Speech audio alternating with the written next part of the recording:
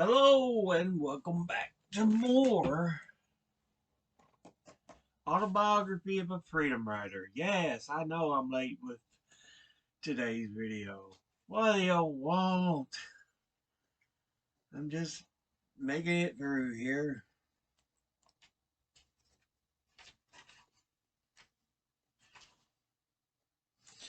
Anyway, I ain't got much left of this chapter, so this should be a short one. Um,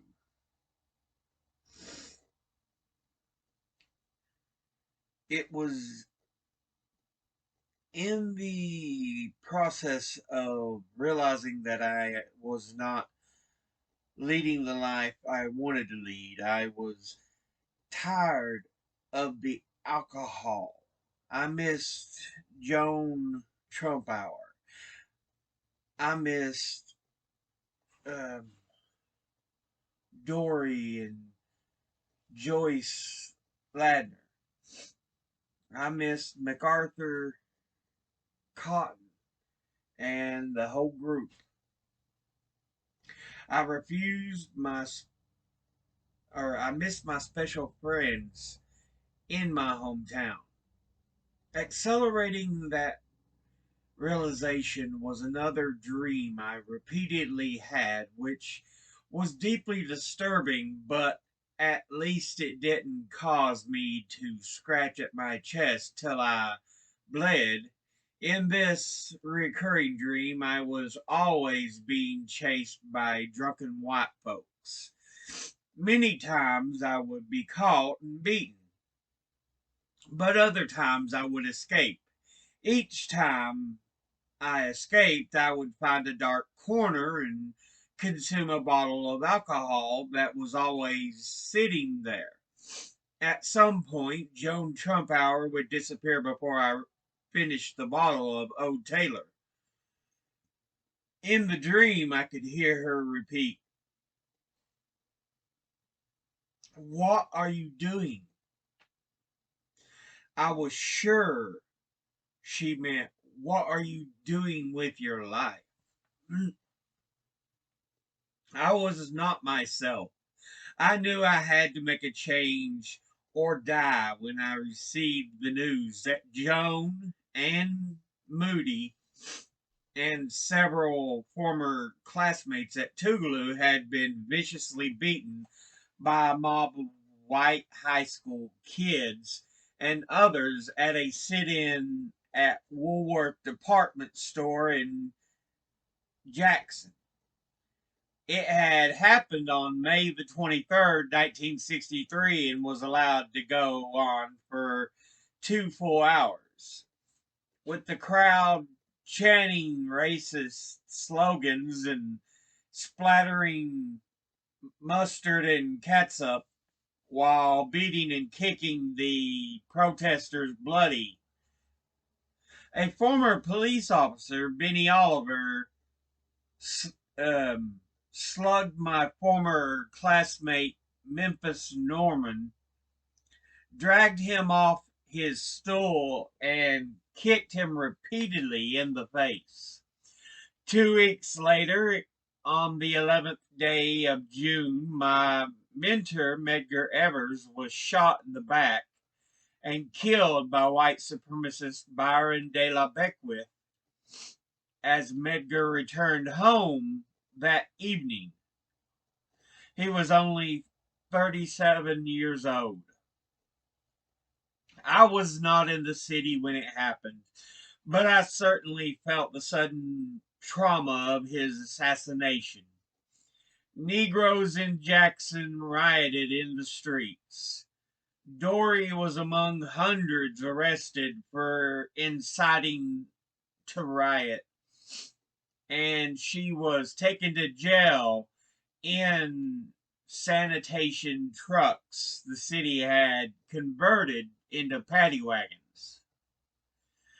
Hundreds of people walked through the streets of Jackson in a funeral procession for Medgar Wiley Evers on June the 15th, 1963. Having served honorably in World War II, he was buried with full military honors in Arlington National Cemetery. Now the question remained, what was going to happen? What was I going to do? Especially after learning that the court case challenging segregated interstate travel in the South, my own passionate cause, had been settled. Yes, the class action had been denied in federal district court in Mississippi 2 years earlier. The NAACP had appealed it all the way to the nation's high court and back again. After the case was denied a second time in Mississippi, it was sent to the U.S. Court of Appeals for the Fifth Circuit, where it was upheld. Although this counted as a hard fought, hard won victory, there was still much work to be done, and it was late summer of that fateful year of 1963 when I told everyone that I was returning to Mississippi to get those couple of physical education credit hours from Tougaloo College, since I was only one semester away from graduation.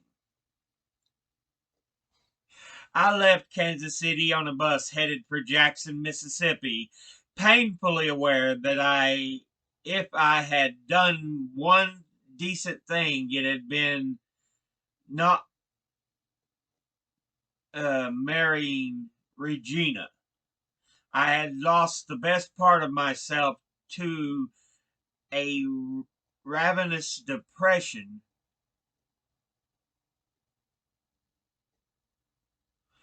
and the bottle that went along with it. But I was turning the page now and heading back home, where I fully intended to stay. At Jackson, I boarded the bus for Prentiss, Mississippi. I sat there, I sat 3 seats from the front of the bus. I could remember that seat 3 was the magic bus seat row number when I rode the seat between Tougaloo College and home during my college days. I think that was a crutch I used so I could say that I didn't sit in the back of the bus, and at the same time, I did not attract too much attention from the driver of an almost empty bus. The driver knew the days of Jim Crow were ending. Often he didn't ask me to move to the back.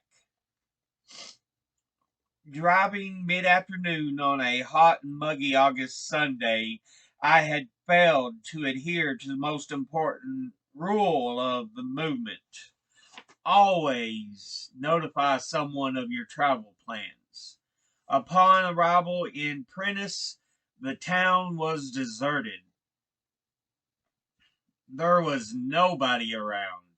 Just me and my suitcase. I hadn't called home because I wasn't sure that I wanted to do what I wanted to do with my life, and I figured I would surprise my parents as well. Only the police were present near the roadside bus station. I needed to be smart. I approached the officer, and before he could ask my name, I said, "My name is Thomas.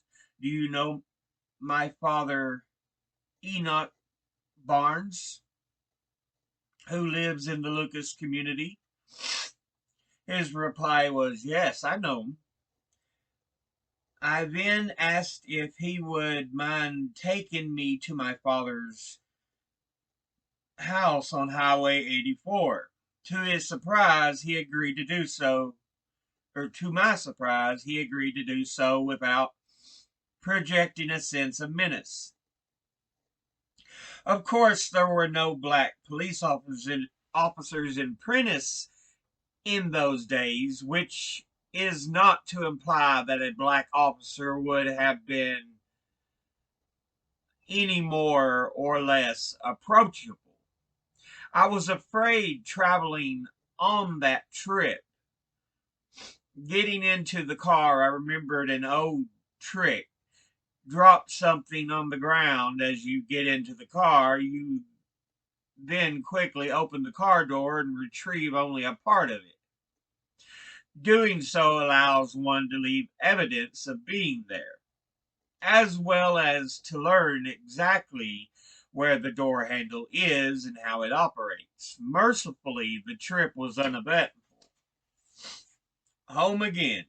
The typical weight was about 100. My typical weight was about 140 pounds, but when I returned home, I weighed 122 pounds. My mother said, "Boy, what happened to you?" In a little over a year and a half, alcohol and nightlife had nearly killed me before the Klan and angry mobs could.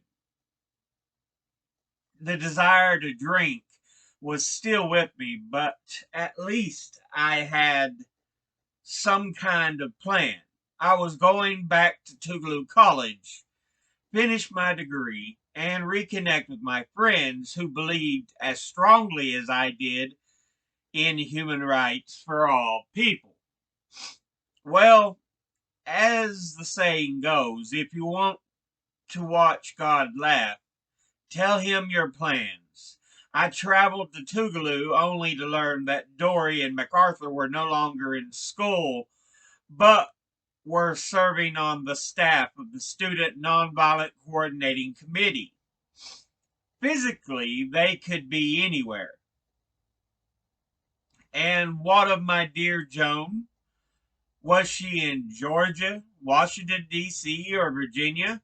No one knew. Almost everyone who mattered to me, including Medgar Evers, was gone. It didn't help that I had undergone something of a personality change. I had become antisocial in Kansas City. I'd gone to only one Kansas City Royals baseball game while I lived there, and I had hated the huge crowd, hated the height of the bleachers. I even refused to go to church. I got it got in the way of my drinking. Lucky for me, I never became paranoid, which would have surely put the final nail in my coffin. I would never have been able to escape back home. Yet, now that I was here, something was the same. In that fall semester, something happened to bury any desire I had to finish school in Tougaloo. A cross was burned on the grounds of the campus. Except for Tougaloo's young white chaplain, Ed King, for whom the cross was meant, none of the closest compatriots for the cause were still there. And the core of student activists had become so weakened I was disillusioned. I dropped out of school and decided it was time to go back to church. So yeah, that ends that particular chapter, uh, which we'll go ahead and use to end that particular video. But we have left over chapter 9, chapter 10, 11,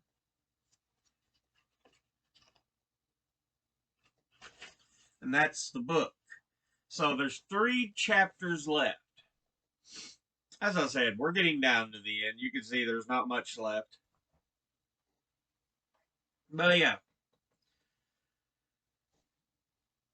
things do change. When you're away for a while, things do change. I kind of learned that myself. I moved out, lived elsewhere for 5 years. I had always lived here all my life. This had been home. This is still home. I mean, my goodness, I'm hesitant in a current long distance relationship to leave this place because this is my home. This I even many people go, well, there's nothing left there, but this is home to me. God, I love her. But yeah.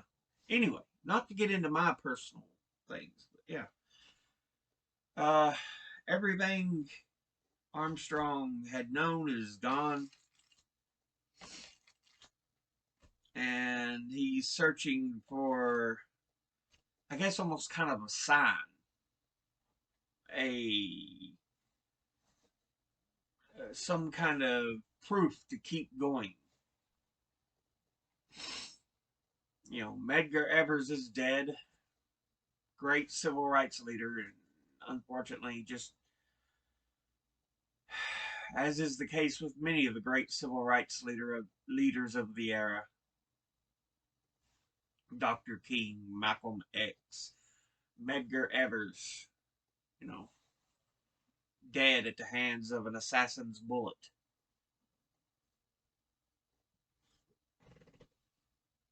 Anyway, I'll go ahead and end this here. As always, educate thyself, think, read, study, learn. Someone tries to tell you something you have trouble believing, ask them to cite their sources. I'll see you all in the next video. Until then, later.